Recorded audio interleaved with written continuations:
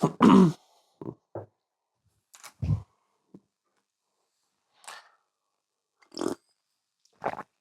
hope I don't have a dry throat during this. Hey, so this is going to be the final video in the mini-series that I'm doing on shadow work, right? So this will probably be your first introduction to me before I inevitably redo this video series. And this is kind of the final point, and in some ways it's the most important, right? We don't get anything else from this mini-series. This is probably the one which is going to impact the most areas of your life and development, and also when it comes to shadow work, right? So what is it? It's self-love, right? Feeling love for yourself. Now, there's a few misconceptions here, which is why I brought this into this video series, right? Because it's very big in the mainstream. It's very big in the idea that at least a lot of clients come to me with. Like, they have this idea of what self-love is, and they should be feeling it, and obviously inevitably they struggle feeling it. So it's a big kind of thing that comes through clients, the mainstream, and also it's something which I really feel like is not very well understood, right? Because people can be like, oh, I have self-love, but they kind of don't grasp the true meaning of what that is. And usually there's a part of them that feels like they don't really grasp the full meaning of it, which is why not only they feel confused about it, but they also feel lost, right? So we're going to clear that up here, basically. So what? What is self-love, right? And just in case you don't know, my name's Aaron. I'm a shadow work consultant, and I do work mainly through one-on-one clients when it comes to healing shadows. We throw in some mindfulness practice there, depending on your thoughts, your goals, or a person's goals, and also some developmental psychology, right? So anyway, that's out of the way. So what is self-love? Or what's the way that we're going to be looking at this? Well, the way that it's defined usually, right, we'll start with how it's defined usually, is the feeling of being loving to yourself, right? And this has a number of problems. The main one that I'm going to look at here is that self-love is not a feeling and it's not a state. Excuse me. Excuse me, right? It's not a feeling and it's not a state. And the reason why we don't want to attach any kind of idea or concept of self-love to this is because feelings and states are inherently fleeting. They're inherently impermanent, right? And when you attach yourself to something that is impermanent, that is transient, that's going to come and it's going to go, usually like that, or sometimes longer, right? The problem with attaching yourself, your sense of identity to that, is because your sense of identity, because of that, will inherently also be transient. It will also be conditional. It will also be all of these different things, right? It's inherently let me say that again. It's basically inherently flawed, right? So we don't want to be doing that, but that's what a lot of people are doing. They're saying, oh, I felt really kind and loving towards myself this day, but then I did this thing and it just really didn't. And I just was really hard on myself, right? You see how it's a very conditional, it's a very transactional relationship. I'm not saying that transactional relationships are bad in any kind of way, but they're not the highest ideal which we can strive towards or embody, right? Not even just strive towards. So how are we going to differentiate that? We're going to differentiate that in terms of it's not a feeling and it's not a state, but it's a relationship we have with ourselves, right? It's an active relationship. It's not a passive relationship. It's an active relationship. But what is moment to moment our relationship with ourselves, right? Now, we're going to move on to something which, we're not going to move on to. We're going to explain that through actually one of the first humanistic or human-centered therapists, Claire Rogers. You probably heard, or maybe you haven't heard of him. I really suggest you to go and read about him. But he had this idea of universal positive regard, right? That was his idea. And when it came out in the 1940s, I believe, or 50s, I think it was the 40s, right? It basically reshaped the whole therapy, because instead of just going cognitive first, like cognitive behavioral therapists, or you place the relationship the client has with their parents or their past, right? Like psychoanalysis. These are the two kind of main schools of thought which are happening around that time. You put the person in front of you first. And how you did do that, and how Claire Rogers did that, was through the principle of universal positive regard. This is, if you don't know about what this is and you haven't embodied it, this is going to take your shadow work, your healing journey, and your self-development journey in general from 0 to 1,000,000%. Like that. It's one of the most powerful concepts ever, and it's so simple, right? Now, obviously, there's a lot more work to be done after this, right? Because at the end of the day, this is still an idea from the 1940s, which still the mainstream hasn't really adopted, right? But it's still like almost 100 years old. So there is a lot more work to be done. But this is a really amazing meta principle. This is the principle I'm giving you. It's a big picture meta principle, which will make everything so much more fluid, right? It's kind of like I know absolutely zero about engineering, right? But I imagine, at least from my concept, I imagine it's like putting grease on some kind of an engine, right? It just makes everything run smoothly. So what is this principle? And how do we apply it to ourselves? This principle is having a universal positive attitude with the relationship with ourselves or with ourselves, no matter what we do, right? And this supersedes feeling or state, right? What this doesn't mean is we always feel positive towards ourselves.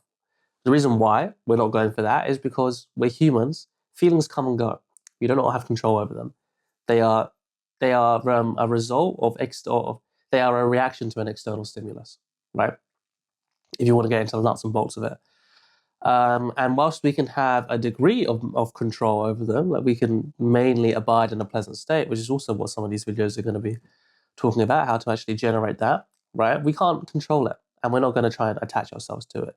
What it means is no matter what we're feeling and no matter what we're thinking, no matter what we've done, we will still hold ourselves unconditionally, right? So not conditionally, but unconditionally in a positive way. Now, what that means in positivity, what that means is you can almost think about it in like an uplifted way, like a smile, like you're always holding yourself with a smile, right? That's how I kind of like to visualize it. You can visualize it in a different way, but it means that we can still acknowledge the reality of a situation, right? So let's say we lied to somebody, right? The reality of that situation is it's not something that most likely we're going to be proud of, right?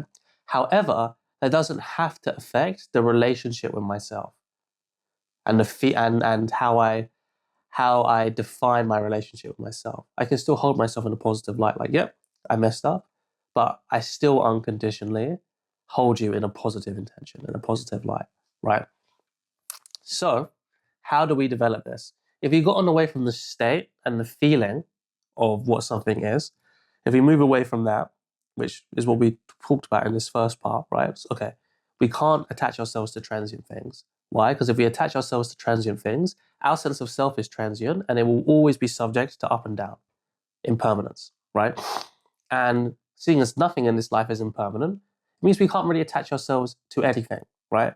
But the best thing that we can use as an anchor is the overarching relationship with ourselves, because we have a relationship with ourselves until we die. So it's about as permanent as we can get in a relative sense, right? It's obviously not absolute because we're not around the whole time, unless if you believe that, which in all cases is fair enough. But we're not adding those kind of beliefs here, right? So we're working with that. We're working with a relationship, the most permanent thing and the most overarching and big picture thing that we can get, right? Now, how is it that we actually develop that? You might be asking, hey, Aaron, I understand you. I want to give it a go. How do I actually practice this, right? Well, the first exercise that you do is you sit down for 10 minutes and you visualize yourself having done something which you would normally be really proud of, right? Whether it's doing work that you really wanted to do, or maybe you take a class of Brazilian Jiu-Jitsu or dancing, or something which kind of pushes your comfort zone. Maybe you do something like that. Anything which you kind of get all of the dopamine, kind of serotonin, or maybe you haven't even done it yet, but anything where that would be the case, right? And you focus on the relationship with yourself those 5-10 minutes, and you radiate this feeling of positivity, right? Unconditional positive regard, by the way, in the coaching is level 1.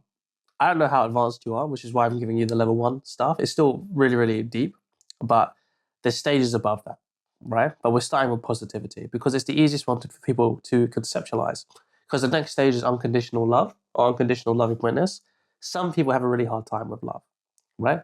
I'm going to kind of tease that here. So if you're having a hard idea to, maybe you're having a hard time relating to positivity, you should replace that with unconditional love, right? If not, don't worry about it. So I've given you a little bit more of a tool, but now we move to the next stage, right? So let's say we can do that. And there's a reason why I put it, the mini-series, in this order, because at the end of this, we're obviously going to go into the troubleshooting of this. And the troubleshooting of this will involve doing some shadow work on yourself, or at least having an idea of an intention to work with yourself. You don't have to be doing full-on shadow work with yourself, because that's a little bit complicated, but at least you have a guide, right? But we'll do the troubleshooting at the end, because I know there's going to be questions. Second stage is when you hold yourself in this relationship, when you kind of done something which you like. It's not the same thing like you'd be massively proud of yourself, but you'd be like, yeah, that's kind of cool that I did that, right? Can be anything. Can be going to the gym, right? Doesn't have to be that that's like a small thing. It could be that you normally go to the gym and going to the gym is not a big deal, but it's still something that's positive, right? Whereas somebody who's never been to the gym and really wanted to go, that first time is going to give them a really massive kind of dopamine hit. So it's obviously, you have to do this homework by yourself. It's an individual homework. So you hold yourself in positive light in that. The next step and the next test is just if you're chilling like this, right? Just sitting down, maybe you're on the computer, you're just doing some work, haven't really done anything that you're especially proud of, and you haven't really done anything that you're especially not proud of. So you're in a very neutral state. Can you hold yourself in unconditional positive regard when you've done nothing, right? This is when it starts to get a bit more challenging. And then the second to last is what happens if I do something that I dislike, right? Maybe I skip a gym session, or I eat bad, or I tell a little white lie at work. Can I still hold myself in an unconditional positive regard whilst not disowning the reality and the kind of reality check of, oh yeah, that's something that I usually don't like to do. Can I still do that? Right? Okay. And then the last one is kind of when you pick something where you would have where you would really go against your kind of moral compass or your identity of who you think you are, right? Like telling a big lie, or maybe cheating on somebody, or something like that, right? Can you still own up to the reality, take the responsibility of the reality, like, yeah, I messed up, right? I did something wrong, and allow that to be there whilst the relationship with yourself hasn't changed. You still hold yourself in an unconditional positive light, because those are two separate things. There's the relative feeling of something and the ability to know, like, yep, I messed up, I fucked up, right? I don't want to do that again, right? And having all of the emotional responses that come with that, like maybe guilt or shame or whatever, right? The same way that if somebody came to me and was like, hey, Aaron, I just killed 5 people. How do I get over the shame? I would probably say back to, I would say back to you, well, that's not a shadow issue. That's just, a repercussion of something that you've done, right? You can have that repercussion of something that you've done, but the relationship you have with yourself doesn't have to be conditional, right? You still have a positive view on the relationship, right? So, for instance, Claire Rogers, or Carl Rogers, not Claire Rogers.